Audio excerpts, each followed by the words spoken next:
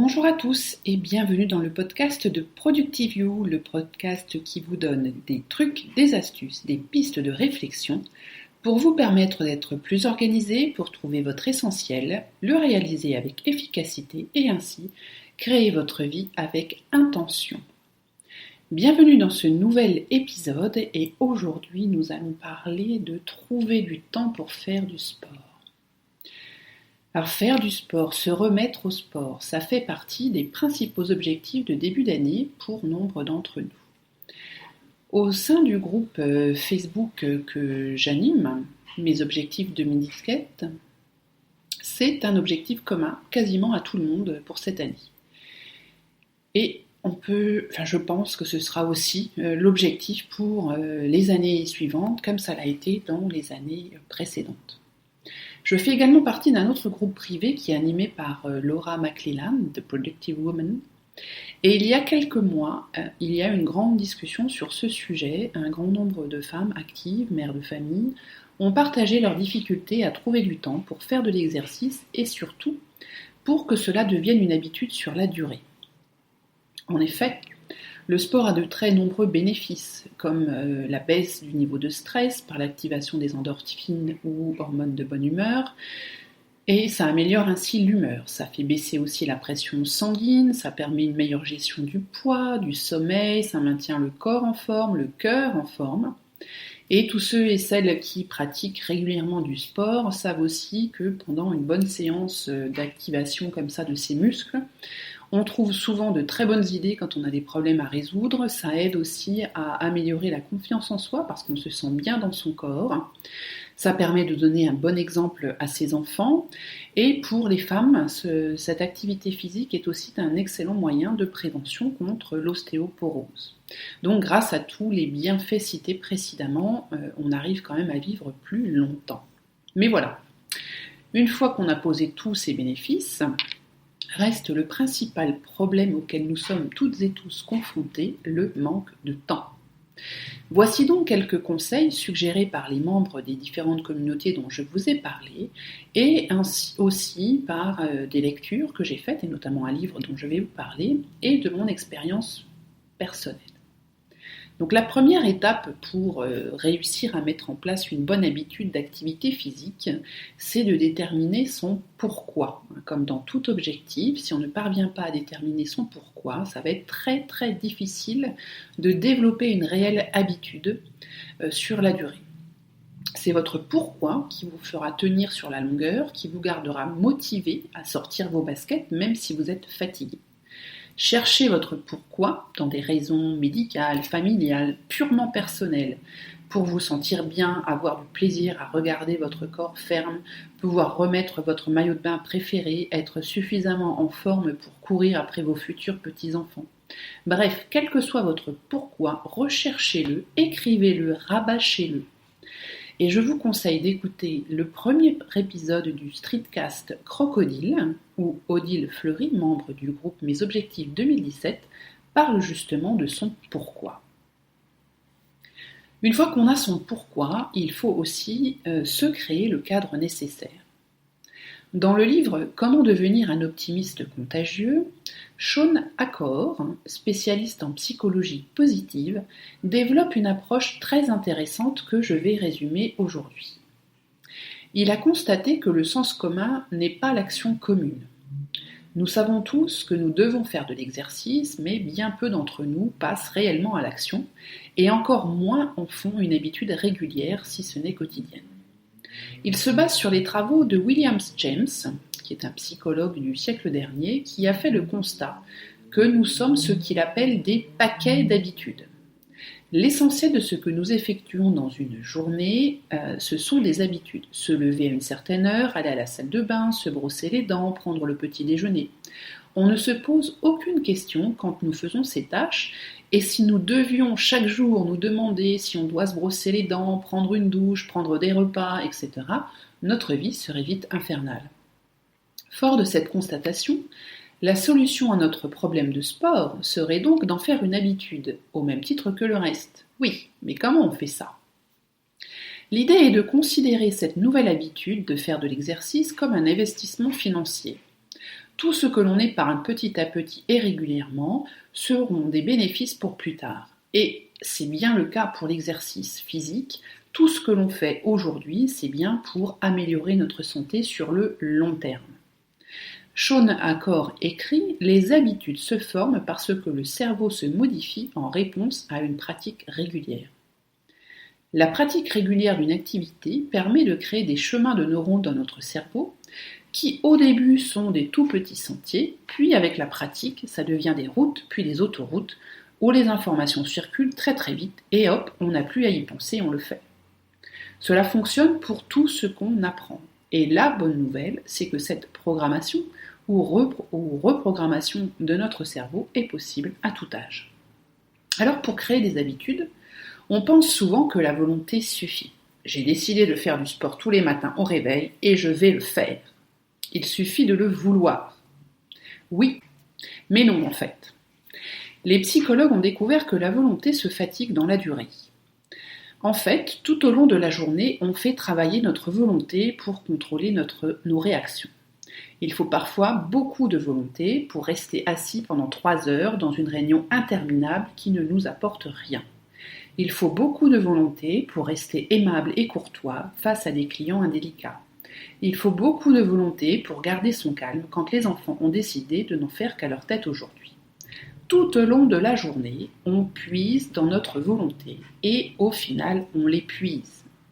On va ainsi résister toute la journée au petit gâteau que la collègue a apporté pour son anniversaire et se ruer sur un paquet de chips à peine arrivé chez soi ou sur un steak frites. Du coup, même si nous sommes pleines de bonne volonté pour faire du sport, le soir en rentrant du travail, les chances sont très fortes que la moindre petite contrariété ou le moindre problème ait raison de notre bonne résolution. Et hop, on va troquer la séance de piscine contre un épisode de notre série favorite.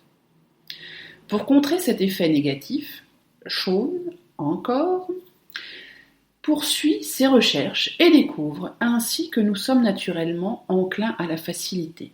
Vous allez me dire, c'est pas trop compliqué de s'en rendre compte. Si on a le choix entre 2 activités, une qui demande de mettre en œuvre plusieurs choses et une autre qui est simple, on a plus de chances de pencher pour la facilité. Par exemple, vous prévoyez de faire du sport dimanche matin, disons, de faire une sortie en vélo en forêt. Pour faire cette activité, il va falloir que vous vous leviez tôt, vous mettre en tenue, aller récupérer le vélo au fond du garage, régonfler un pneu à plat après un hiver rigoureux, voire mettre le vélo dans la voiture ou sur le porte-vélo si la forêt est loin. Vous voyez le topo. Et si le ciel est un peu gris, il est fort à parier que finalement la sortie vélo va se transformer en surf sur Facebook pour quelques heures. Et au final, vous serez tout dépité à la fin de votre week-end. Donc, si nous sommes attirés par la facilité, comment faire pour que notre pratique physique le soit aussi ? Shawn Achor évoque la règle des 20 secondes. Selon lui, si nous avons besoin de plus de 20 secondes pour démarrer une activité, les chances sont fortes que nous abandonnions rapidement. Donc s'il vous faut plus de 20 secondes pour atteindre votre tenue de sport ou sortir votre vélo, c'est foutu. Bon, en fait, l'idée, c'est de créer un chemin de moindre résistance pour pouvoir immédiatement se mettre en action. Voici quelques exemples. Mettre sa tenue de sport au pied de son lit si vous voulez prendre l'habitude de faire du sport au réveil. Laissez votre sac de sport dans la voiture pour aller à la gym le soir en rentrant. Laissez une paire de chaussures de marche citadine si vous voulez marcher pendant l'heure du déjeuner dans votre bureau. Ou un sac de sport si vous allez à une salle de sport à proximité de votre bureau. S'inscrire à une salle de sport qui est sur votre chemin habituel pour aller au travail ou sur le chemin de l'école des enfants. Vous créez ainsi le chemin de moindre résistance. Shawn Achor dit « Diminuez l'énergie d'activation pour les habitudes que vous voulez développer et augmentez-la pour celles que vous voulez éviter. Plus nous pouvons réduire ou même éliminer l'énergie d'activation pour les actions que nous désirons, plus nous renforçons notre capacité à mettre sur les rails un changement positif. » Voici quelques autres idées de chemin de moindre résistance. Pratiquez une activité sportive au même endroit que vos enfants. Par exemple, il y a maintenant beaucoup de centres aquatiques qui proposent, outre des activités dans l'eau, aussi des cours de fitness, de danse, etc. Vous avez déjà fait tout le chemin jusqu'à la piscine, autant en profiter plutôt que d'attendre dans un café à côté. Trouver un club de sport à proximité de son lieu de travail. Faire du sport au lever, ainsi notre réserve de volonté est encore intacte. Courir pendant que vos enfants vous suivent, à vélo, ou plutôt vous devancent à vélo. Créez à l'avance une playlist sur YouTube où vous pourrez retrouver tous vos exercices favoris de yoga, de tai chi, fitness, stretching, et ainsi la lancer d'un simple clic le matin au lieu de surfer déjà pendant 10 minutes tous les jours pour trouver la séance qui vous convient. Une fois qu'on a ces astuces, il y a aussi d'autres choses à activer, à mettre en place pour que cela devienne vraiment des habitudes et qu'on en trouve la place dans notre agenda. La première chose, c'est qu'il faut prévoir cette activité sportive. Il faut en faire une réelle priorité. On en a parlé je vous en ai parlé il n'y a pas très longtemps dans un article qui mettait en avant l'importance de se préoccuper de soi, de se considérer comme étant valable et de pouvoir ainsi mettre en place des stratégies pour travailler sur nos propres objectifs et pas seulement sur les objectifs des autres. On a aussi de la valeur. Donc on en fait de cette activité sportive une vraie priorité. Nous allons bientôt entamer le 3e trimestre de l'année. Pourquoi ne pas vous dire, ce trimestre-ci, je n'aurai qu'une seule priorité, faire du sport. Alors j'entends pas par là faire 4 heures de sport par jour et rien d'autre à côté. Non, mais de se dire dans votre liste de priorités et vos objectifs pour le 3e trimestre, je veux faire du sport tous les jours et même si ce n'est que 15 minutes. Réaliser une activité quotidiennement comme ça pendant un trimestre complet, c'est-à-dire pendant 90 jours, est la quasi-assurance que cela va devenir une habitude qui va durer. Vous la conserverez au 4e trimestre, même si ce n'est plus votre priorité numéro 1, mais elle restera dans votre liste d'activités, dans votre liste d'habitudes, dans vos routines quotidiennes. Bloquez du temps dans votre agenda professionnel et personnel. Un exemple, moi je me suis inscrite en septembre 2016 à un cours de tai chi que j'ai trouvé juste à côté de mon bureau. Dès le jour de l'inscription, j'ai bloqué tous les mardis midi jusqu'en juin pour cette activité. Si je ne l'avais pas fait, j'aurais eu des réunions gentiment placées par là par mes collègues. Je n'aurais pas fait attention à cette date dans mon calendrier en prévoyant des déplacements longtemps à l'avance et dans toute l'année, je n'aurais pas fait 10 séances de sport. Mettez-le dans votre calendrier, que ce soit le soir, le matin, le week-end, n'importe quand. Vous avez prévu de faire du sport 1, 3, 5 fois par semaine. Vous le mettez tout de suite dans votre agenda et sur toute l'année. Et autour de ce totem, de cette chose incontournable, vous allez créer votre journée. Achetez un équipement nécessaire. Si votre emploi du temps est vraiment très compliqué, vous ne pouvez pas faire du sport en dehors de chez vous. Un tapis de course. Moi j'en ai acheté un en début d'année, il est au milieu de mon salon. Alors tout mon fils me dit c'est pas très élégant, mais oui, mais ça ne dérange personne de voir dans un salon une console de jeu, parce que ça fait partie des habitudes de certains de jouer à une console de jeu. Donc je ne vois pas pourquoi ce serait gênant d'avoir dans son salon son tapis de course, puisque moi ça fait partie de mes habitudes aussi. Certes c'est encombrant, mais ça fait partie de ma vie. Un vélo d'appartement aussi, ça prend un petit peu moins de place. Et veillez surtout à lisser vos chaussures directement sur ou à proximité de l'équipement. Et pour une fois, je vais vous dire que quand on veut faire du sport, vive le multitasking. Incorporez cette pratique dans votre vie quotidienne, faire quelques squats pendant qu'on attend que le micro-ondes réchauffe son assiette, prendre l'escalier plutôt que l'ascenseur, garer sa voiture le plus loin possible sur le parking quand on va faire les courses, pour ajouter quelque part tous les jours à sa liste, faire des push-ups contre un mur à chaque fois qu'on va aux toilettes, pratiquer une activité avec une amie, vous vous sentirez ainsi un peu redevable de faire l'activité avec quelqu'un et en même temps vous passez du temps avec une amie. Aller au travail à pied ou bien à vélo si vous le pouvez. Dans le groupe Mes Objectifs 2017, on en a quelques-uns comme ça qui vont au travail à pied ou à vélo électrique. Essayez de passer un maximum de temps à marcher plutôt que d'être dans votre voiture ou dans les transports en commun pour vos activités quotidiennes. Recherchez aussi du support en participant à un challenge avec des collègues, en utilisant des applications qui vous motiveront comme 7 minutes workout ou bien Results ou encore Gaia pour le yoga. Pratiquez des exercices à haute intensité mais sur une courte période de temps pour réduire le temps de vos séances. Vous pouvez aussi rejoindre un groupe Facebook de personnes qui pratiquent la même activité ou un groupe où vous trouverez du support et des encouragements comme le groupe Mes Objectifs 2017 ou encore un groupe Mastermind comme celui que je lance en septembre. Enregistrez vos propres progrès afin de voir ce que vous avez fait et votre régularité, sur un tableau Seinfeld par exemple, ou bien dans des applications. Un simple cahier peut suffire avec une grille de suivi, ça fera tout à fait le job. Et ne soyez pas trop extrémiste. Si vous prévoyez par exemple de faire 10 000 pas par jour et que vous n'en faites que 7 000, vous n'avez pas échoué. J'utilise une fiche de suivi des pas que j'ai trouvée sur le site de OneThink. Donc c'est une fiche de suivi des activités qui est utile pour toute nouvelle habitude. Et le principe du OneThink, c'est qu'au bout de 66 jours où on pratique quotidiennement une activité, cela devient une habitude. Les cases sont assez grandes, je l'ai imprimé sur du papier A3, ce qui me permet d'inscrire le nombre de pas que j'ai effectués par jour et pour un effet visuel, je colore cette case en fonction de la performance. En dessous de 5000 pas, je colore en rouge. Puis en orange jusqu'à 7000, puis en jaune jusqu'à 9000, et à partir de 9000, c'est vert. Vous voyez le principe. Je ne fais pas 0 pas dans une journée, même si je marche moins certains jours, je ne suis pas totalement clouée dans mon fauteuil. Donc il est important de ne pas faire que du noir ou blanc, il y a aussi du gris et le gris compte.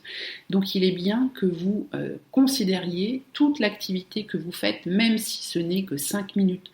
Tout ce que vous faites comme activité, c'est toujours mieux que de ne rien faire du tout, c'est toujours mieux que de simplement actionner son pouce sur la télécommande de la télévision. Pour les possesseurs d'iPhone, l'application Santé permet aussi de centraliser les résultats de nombreuses applications et trackers, ce qui vous permet, lorsque vous faites votre bilan hebdomadaire, de récupérer toutes les informations au même endroit.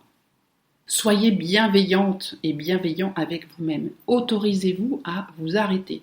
C'est-à-dire que vous allez vous engager auprès de vous-même à faire une activité tous les jours et à arrêter au bout de 5 minutes si vraiment vous ne le sentez pas. Mais au moins, vous le faites tous les jours pendant 5 minutes. Et n'oubliez pas que dans la création des habitudes, ce n'est pas la durée de l'activité qui compte, c'est la régularité. Commencez par des tout petits pas. Rien ne sert de planifier 30 minutes par jour et de ne pouvoir le faire qu'une fois par semaine. Commencez par planifier 5 minutes par jour et augmentez petit à petit. Faites peu, mais faites-le. Faites simple aussi. Il n'est pas nécessaire d'avoir une tenue de compétition pour pratiquer une certaine activité sportive. Le plus souvent, un simple pantalon de yoga et une paire de chaussures de sport adaptées au sport que vous allez faire, ça suffira totalement. Vous n'allez pas faire un défilé de mode, vous allez juste faire bouger vos muscles et transpirer. Et n'oubliez pas que le plus difficile, c'est d'enfiler vos chaussures de sport. Voilà pour aujourd'hui. J'espère que ce podcast vous aura plu et vous aura motivé à vous mettre à faire une activité physique. C'est les beaux jours, on en profite. Je profite aussi de cet épisode pour vous informer que j'ai lancé un nouveau streetcast. Alors, un streetcast, c'est comme un podcast, mais en beaucoup plus court, puisque moi je me suis donné une limite de 10 minutes. Et c'est fait surtout en mobilité, donc dans ce cas-là, moi je m'enregistre sur le chemin du travail. Et donc j'ai appelé ce streetcast dans les bouchons, puisque si vous me suivez depuis un moment, vous savez que je passe de nombreuses heures par jour dans les bouchons. Donc je ne développe pas des sujets très élaborés, comme j'ai pu le faire aujourd'hui par exemple. C'est un peu comme ça vient, hein, c'est un peu bruyant parce que je suis dans la voiture, on entend la circulation, et puis un peu, ça peut le billet d'humeur, un peu journal, un peu discussion, comme si je discutais 10 minutes avec des amis. Donc ça s'appelle Dans les bouchons, vous le trouvez sur la plateforme Opinion, vous allez aussi le trouver sur iTunes et puis sur n'importe quelle application de lecture de podcast. Alors n'hésitez pas si vous voulez me suivre. Je pense que je vais en faire quelques-uns dans les prochaines semaines. C'est nouveau pour moi. Et là encore, j'ai été fortement encouragée, et en tout cas, c'est l'exemple d'un certain nombre de membres du groupe Mes Objectifs 2017 qui m'ont donné envie de me lancer. Alors, c'est vrai que j'en écoutais déjà quelques-uns de mes amis Matt, Gontran, Mika et autres. Et puis là, voilà, je m'y suis mise. Donc si ça vous intéresse, dans les bouchons sur iTunes et puis sur toutes les plateformes qui retransmettent des podcasts. Voilà, c'est terminé pour aujourd'hui. Vous retrouverez toutes les notes de ce podcast sur le blog productiveyou.com dans la rubrique podcast. Donc n'hésitez pas à partager cet enregistrement, ce podcast, à mettre une revue sur iTunes. Vous pouvez rejoindre la communauté de ProductiveYou sur Facebook, Twitter, Google+, Instagram et Pinterest. ProductiveYou est toujours sur la plateforme Tipeee, donc si vous souhaitez m'encourager, ne serait-ce que pour le prix d'un café par mois, n'hésitez pas à le faire. C'est tout à fait possible et je vous en remercie par avance. Et si vous souhaitez rejoindre un groupe de personnes qui, comme vous, souhaitent avancer dans leur vie, qui souhaitent recevoir conseils et encouragements, n'hésitez pas à consulter la page Avançons Ensemble sur le blog et inscrivez-vous au groupe Mastermind qui débute en septembre. Le Mastermind est un groupe payant avec un maximum de 5 personnes qui partagent le même désir de créer une vie intentionnelle et qui ont compris qu'ensemble on va plus loin. Alors rejoignez-nous, remplissez le questionnaire qui se trouve sur la page Avançons Ensemble et je vous contacterai pour vous fournir tous les détails. C'est fini pour cette semaine, je vous souhaite à tous une très bonne journée et je vous dis à très vite. Bye bye.